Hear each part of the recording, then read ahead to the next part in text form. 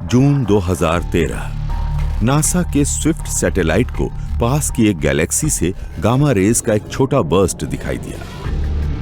ये इस बात का पक्का साइन था कि हाल ही में एक न्यूट्रॉन स्टार मर्जर हुआ है। ये वो लकी ब्रेक था जिसका बर्गर को इंतजार था।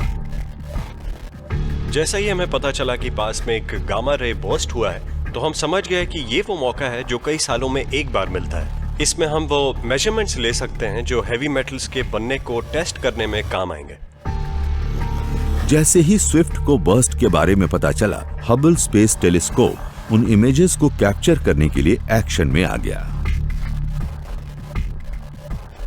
हमें वो इमेजेस मिल गई और हमने उनको देखा। हमें मालूम था कि हमें इस रेड सर्कल के बीच में देखना है, और जो हमें दिखा वो ये सोर्स था, बिल्कुल बीच में। और ये इस बात का सबूत है कि यहाँ बहुत हैवी एलिमेंट्स प्रोड्यूस हो रहे हैं, जिनमें गोल्ड भी शामिल है। बर्गर की थ्योरी सही थी, पर प्रोडक्शन की दर उनकी उम्मीद से कहीं ज्यादा थी। उस एक इवेंट में जितना गोल्ड पैदा हुआ वो पृथ्वी के मास से ज्यादा था। अगर हम उसे यहां ला सकें तो पता नहीं कितने अरबों खरबों डॉलर्स का होगा वो गोल्ड। तो जो गोल्ड हम रोज इस्तेमाल करते हैं और जो हमारी पृथ्वी पर है, वो सोलर सिस्टम के बनने से बहुत पहले पैदा हुआ था, हमारे सूरज के बनने से भी पहले। पता नहीं गोल्ड के दीवाने क्या पहनते अगर न्यूट्रॉन स्टार मर्ज न हुए होते। जो भी गोल्ड की ज्वेलरी हम पहनते हैं, वो सारी चीजें हमारे हाथों और कलाइयों पर होती हैं। वो हैवी एलिमेंट्स बहुत ज्यादा वायलेंट इवेंट्स की वजह से बने थे, और इसीलिए ये मेटल्स हमारे लिए इतने रेयर और कीमती हैं।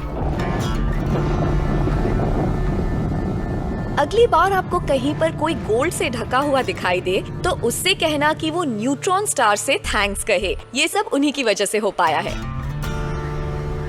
ये थ्योरी अभी भी नई है, पर यह मुमकिन है कि हमारी दुनिया में दिखने वाले सारे हेवी मेटल्स को एंशिएंट न्यूट्रॉन स्टार मर्जर्स ने बनाया हो, जिनमें हमारी कार का आखिरी बचा इंग्रेडिएंट भी शामिल है।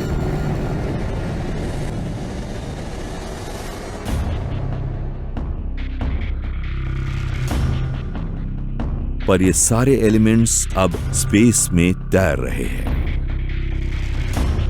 अब ये जानने की जरूरत है कि ये सब साथ मिलकर एक जायंट फैब्रिकेशन प्लैनेट कैसे बना पाए, जो है हमारी पृथ्वी।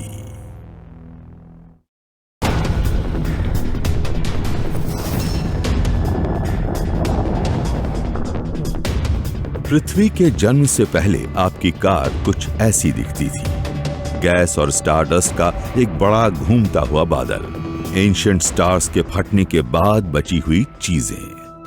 स्टार्स और गैलेक्सी के बीच जो क्लाउड्स हैं, वो उन सब चीजों के बने हैं जिनसे पृथ्वी, आपका शरीर और आपकी कार बनी है। आपको जो कुछ भी चाहिए वो स्टार्स के बीच गैस के रूप में तैर रहा है। 450 करोड़ साल पहले गैस और डस्ट एक बार फिर कोलैप्स हुए। उसके बाद एक धमाके में एक नया स्टार पैदा हुआ, हमारा सूरज। यंग सन के आसपास से सारी हल्की चीजें उड़कर दूर चली गईं। जो पीछे छूट गईं वो भारी और ज्यादा डेंस चीजें थीं। वहां कार्बन था, वहां आयरन था, वहां गोल्ड था, और भी बहुत कुछ था। वक्त गुजरने के साथ यहां वहां फ्लोट कर रहे एलिमेंट्स आपस में जुड़ने लगे। डस्ट रॉक बन गई, रॉक जुड़कर और बड़ी चीजें बन गए, जिन्हें कहते हैं प्लैनेटिसिमल्स। आखिर में प्लैनेटिसिमल्स जुड़े और बन गई पृथ्वी।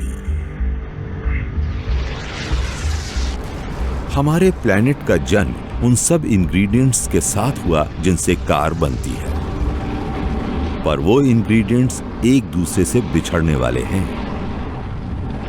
पृथ्वी एक बड़ा प्लैनेट है और इसने वो किया जो सब प्लैनेट नहीं करते हैं। इसने इनसे सबको अलग किया, ये पिघल गया। कॉपर और लेड सल्फर में घुल गए और तैरकर मोल्टन अर्थ के ऊपर आ गए, और इसीलिए आज इन मेटल्स को निकालना आसान होता है। पर कुछ कीमती मेटल्स जैसे इरिडियम और गोल्ड डूबकर पृथ्वी के कोर में चले गए। उनके साथ आयरन भी डूब गया। असल में ये बहुत ही दुख की बात है। सब हेवी एलिमेंट्स जो हमारे लिए बहुत काम के हैं, जैसे कि आयरन, वो डूबकर पृथ्वी के बीच में चले गए हैं, जहां हम नहीं पहुंच सकते हैं, और क्रस्ट में वो बहुत ही कम है।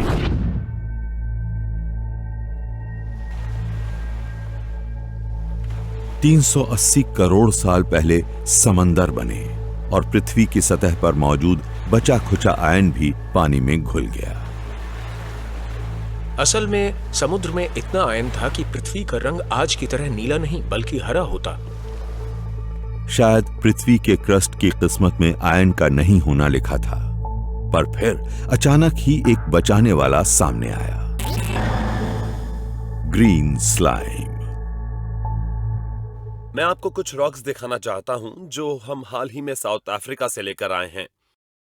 कैल्टिक जियोबायोलॉजिस्ट वुडी फिशर पृथ्वी के शुरुआती रॉक्स के जरिए आयन की हिस्ट्री को ट्रेस करते हैं। ये उस रॉक का एक सैंपल है जो सी फ्लोर पर लगभग 250 करोड़ साल पहले डिपॉजिट हुआ था, और इस सैंपल में ज्यादा आयन नहीं है। अब इंटरेस्टिंग बात यह है कि आप पृथ्वी पर उसी जगह पर 20 करोड़ साल बाद जाते हैं तो आपको पता चलता है कि चीजें बहुत बदल चुकी हैं, और आप देख सकते हैं इसमें बहुत रस्टी कलर आ गया है। ये सब आयन ऑक्साइड्स की मौजूदगी की वजह से है, और ये रॉक बहुत ही भारी है, बहुत डेंस है।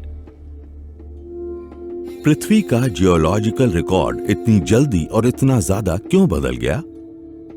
एक सुराग ये है कि आयन से भरे रॉक्स का सामने आना और पहले सिंपल प्लांट्स का पैदा होना एक ही वक्त पर हुआ। ये एक माइक्रो ऑर्गेनिज्म है जिसे साइनोबैक्टीरियम कहते हैं। वो हर एक इंडिविजुअल सेल जो इस मीडियम में मौजूद है वो ग्रीन है और फोटोसिंथेसिस कंडक्ट कर रहा है। आप देख सकते हैं ये साइनोबैक्टीरिया का ग्रुप लाइट से एनर्जी ले रहा है, उससे वाटर को स्प्लिट कर रहा है, और इस प्रोसेस में बहुत सारी ऑक्सीजन प्रोड्यूस हो रही है। शुरू के ओशन में ये नई बनी ऑक्सीजन जल्दी ही पानी में घुले आयन से जुड़ती है, जिससे एक भारी रस्ट बनता है जो ओशन फ्लोर पर बैठ जाता है। पृथ्वी की हिस्ट्री में पहली बार ऑक्सीजन थी, वो भी फ्री ऑक्सीजन हवा में। वो आयन के साथ जुड़ गई और आयन डूबकर समंदर के तले में नीचे बैठ गया।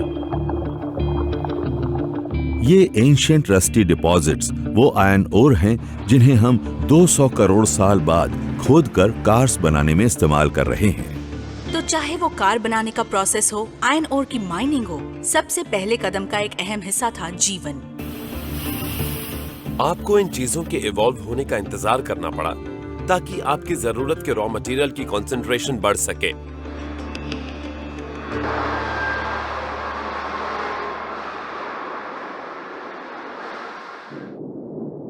शुरू के प्लांट्स के जीवन ने हमें आयन दिया, पर उनकी मौत से हमें और ज्यादा फायदा हुआ, क्योंकि वरना आपकी कार 1 इंच भी आगे नहीं बढ़ पाती। तो आखिर एक कार को चलाने के लिए क्या चाहिए होता है? आपको चाहिए होता है ईंधन, फ्यूल, और फिलहाल हम हाइड्रोकार्बन बेस्ड फ्यूल्स यूज करते हैं। हम ऑयल यूज करते हैं।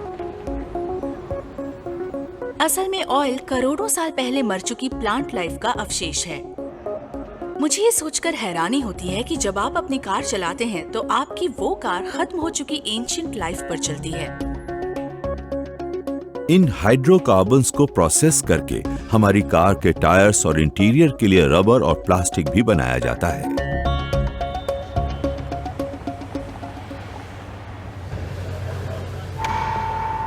हमारे पास कार को पूरा करने के लिए लगभग सारे कंपोनेंट्स हैं। बस एक स्पार्क की जरूरत है जो इंजन को स्टार्ट कर सके। पर उस स्पार्क को हासिल करने के लिए पृथ्वी को बहुत बड़ी कीमत चुकानी होगी।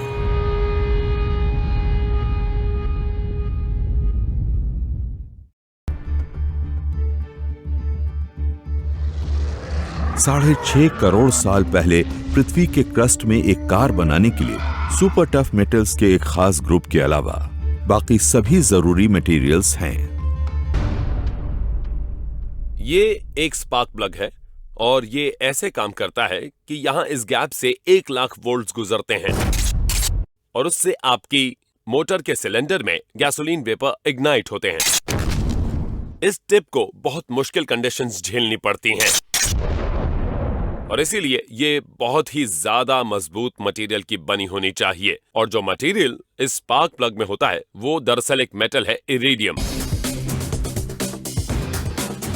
गोल्ड और लेड जैसे दूसरे हेवी मेटल्स की तरह इरिडियम का जन्म भी न्यूट्रॉन स्टार्स की एक्सप्लोडेड रिमेन्स के अंदर होता है। और जब पृथ्वी बनी उसके मिक्स में बहुत सारा इरिडियम था, पर जब पृथ्वी पिघली हुई थी वो ग्रेविटी की वजह से डूबकर कोर में चला गया और हमारी पहुंच से बाहर हो गया। तो फिर वो इरिडियम कहां से आया है जिसे हम आज खोद कर निकालते हैं?